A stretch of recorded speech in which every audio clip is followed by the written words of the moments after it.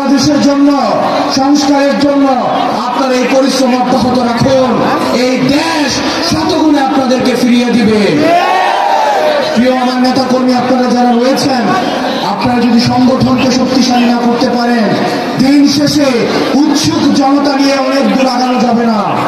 আমাদেরকে অনেকেই ভালোবাসে, অনেকেই পছন্দ করে, কিন্তু দিন শেষে আমাদের সংগঠনটাকে শক্তিশালী করতে হবে।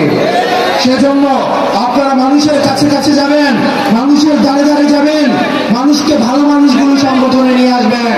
আর যারা তেলবাজ, যারা চাঁদাবাজ, তাদের থেকে সংগঠন অনেক দূরে রাখবেন। দিন শেষে আমাদের লড়াই অনেক লম্বা, সামনে আরো সংকট আসতে পারে। আমাদের এই সংকটগুলোকে ঐক্যবদ্ধভাবে আমাদের মোকাবেলা করতে হবে। এই জিনিসগুলো কিন্তু আমরা বরদাস্ত করব না।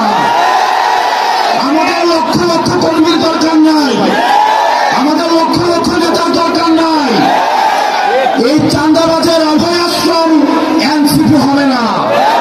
সুতরাং যারা এই সুসময়ে আসছেন তারা সাবধান হয়ে যান। আরেক ধরনের নেতা কর্মী রয়েছে, এরা হচ্ছে তেলবাজ, এরা হচ্ছে সেলফিবাজ। ওদের কোনো প্রোগ্রামে দেখতে পাওয়া যায় না, ওদেরকে কোনো কাজে দেখতে পাওয়া যায় না। নেতার পিছনে পিছনে ঘুরে একটা সেলফি তুলে ফেসবুকে হচ্ছে সেলফি বাণিজ্য করে, প্রশাসনের ছবি বাণিজ্য করে। এদেরকে প্রতিহত করবেন। আগে নিজের ঘর ঠিক করতে হবে, নিজের ঘরে শুদ্ধ অভিযান চালাতে হবে। আমার দরকার নেই এসব সেলফিবাজ, এসব তেলবাজ।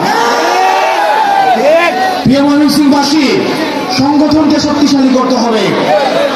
আপনার প্রত্যেকটা উপজেলায়, প্রত্যেকটা ইউনিয়নে আপনাদের সংগঠনকে আপনারা শক্তিশালী করবেন।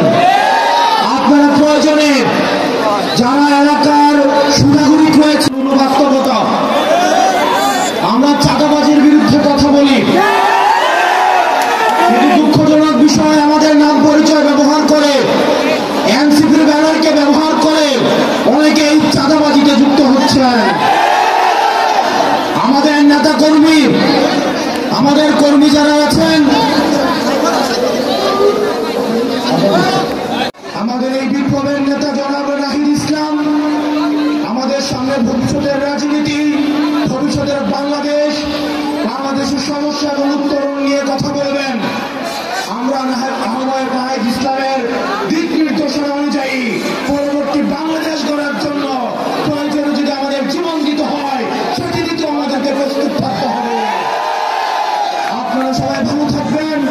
আমরা যেটা সংবাদে পেলাম, দুঃখের বিষয়, ময়মনসিংহের যেখানে অসংখ্য শহীদ হবে, আমাদের একদিন আগে নান্দাইলের একটি পথে কষ্ট করেছেন, আমাদের সেখানে রূপ ছিল না,